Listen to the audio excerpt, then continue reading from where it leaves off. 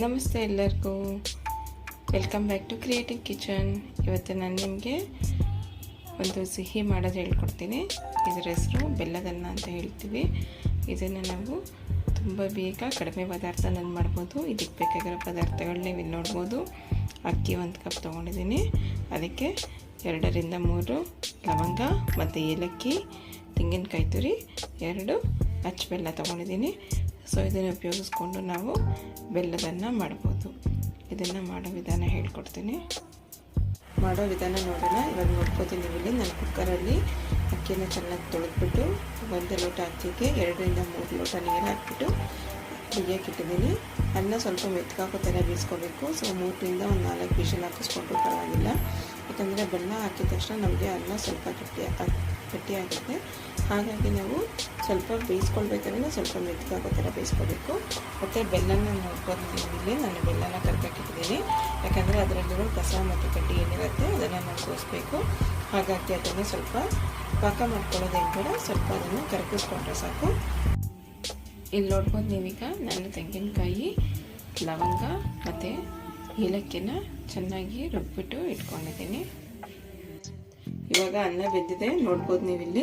ಇವಾಗ ಬೆಂದಿರೋ ಅನ್ನಕ್ಕೆ ನಾನು ಸ್ಟ್ರೈನ್ ಮಾಡಿ ಇಟ್ಕೊಂಡಿರೋ ಅಂತ ಬೆಲ್ಲದ ಪಾಕ ಬೇಡ, ಬೆಲ್ಲದ ನೀರು ಅಂತಲೇ ಹೇಳ್ಬೋದು ಇದನ್ನು.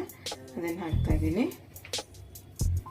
ಇವಾಗ ನೋಡ್ಬೋದು ನೀವಿಲ್ಲಿ ಬೆಲ್ಲದ ನೀರು ಹಾಕಿದ್ದೀನಿ. ನಾನು ಹೇಳಿದ್ದೆ ಅಲ್ವಾ, ಬೆಲ್ಲದ ನೀರು ಹಾಕ್ತಾ ಇದ್ದಂಗೆ ಅನ್ನ ಸ್ವಲ್ಪ ನಮಗೆ ಗಟ್ಟಿಯಾಗುತ್ತೆ. ನೋಡ್ಬೋದು ನೀವಿಲ್ಲಿ ಈ ಹಂತದಲ್ಲಿ ಸ್ವಲ್ಪ ತೆಂಗಿನಕಾಯಿನೂ ಕೂಡ ಆವಾಗಲೇ ತುರ್ಕಿಟ್ಕೊಂಡಿದ್ದೀವಲ್ಲ ತೆಂಗಿನಕಾಯಿ, ಅದನ್ನು ಇವಾಗ ಹಾಕ್ಕೊಳ್ಳೋಣ. ಇದಕ್ಕೆ ಈಗ ತೆಂಗಿನ ತುರಿನೂ ಸೇರಿಸ್ಬಿಟ್ಟು ಚೆನ್ನಾಗಿ ಕಲಿಸ್ಕೊಳ್ಳೋಣ. ಇವಾಗ ಸ್ಟವ್ ಹಚ್ಕೊಂಡು ಇದನ್ನು ಸ್ವಲ್ಪ ಬೆಲ್ಲ ಪಾಕ ಥರ ಆಗುತ್ತೆ. ಕಾಯಿ ಮತ್ತು ಚೆನ್ನಾಗಿ ಬೇಯಬೇಕಿದು. ಅದು ಬೆಲ್ಲದ ಪಾಕದಲ್ಲೇ ಕಾಯಿ ಮತ್ತು ಅನ್ನ ಸ್ವಲ್ಪ ಇವಾಗ ಚೆನ್ನಾಗಿ ಬೇಯ್ಕೋಬೇಕು. ನಮಗೆ ಇದಕ್ಕೆ ಲಾಸ್ಟಲ್ಲಿ ಸರ್ವ್ ಮಾಡಬೇಕಾದ್ರೆ ಬೇಕಾದ್ರೆ 2 ಸ್ಪೂನು ತುಪ್ಪ ಹಾಕ್ಬಿಟ್ಟು ಮೇಲೆ ತುಪ್ಪ ಹಾಕಿ ಕೊಡ್ಬೋದು. ಅದು ಬಿಟ್ಟರೆ ನಮ್ಗೆ ಇವಾಗ ಇನ್ನೇನದು ಪಾಕ ಆಗ್ತಾ ಬಂತು ಅಂದಾಗ 2 ಸ್ಪೂನ್ ತುಪ್ಪ ಹಾಕಿದ್ದೀನಿ ನಾನಿಲ್ಲಿ. 2 ಸ್ಪೂನ್ ತುಪ್ಪ ಹಾಕಿ ಇವಾಗ ಅದನ್ನು ಚೆನ್ನಾಗಿ ಕಲಿಸ್ಕೊಂಡ್ರೆ ಸಾಕು. ಯಾಕಂದರೆ ತಳ ಹತ್ತಬಾರ್ದಂತ. ನಮಗೆ ಇದಕ್ಕೆ ಗೋಡಂಬಿ ದ್ರಾಕ್ಷಿ ಏನು ಬೇಕಾಗೋದಿಲ್ಲ. ಏನು ಇಲ್ಲದೇನು ಇಷ್ಟೇ ಪದಾರ್ಥದಲ್ಲಿ ಬೇಗ ಮಾಡ್ಬೋದು.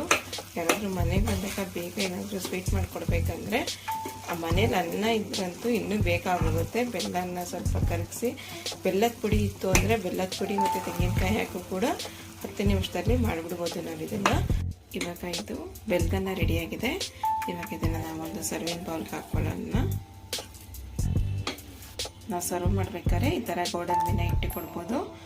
ಮತ್ತು ಇನ್ನೊಂದು ವಿಷಯ ಅಂದರೆ ಇವಾಗ ಶುಕ್ರವಾರ ಪೂಜೆ ಮಾಡ್ತೀವಲ್ವ, ಪೂಜೆ ಮಾಡಬೇಕಾದ್ರೆ ದೇವಿಗೆ ನೈವೇದ್ಯ ಕೂಡ ಇಡ್ಬೋದು. ಬೆಲ್ಲದನ್ನು ತುಂಬ ಶ್ರೇಷ್ಠ ದೇವಿಗೆ ನೈವೇದ್ಯ ಇಡೋದಕ್ಕೆ. Thank you for watching Creative kitchen.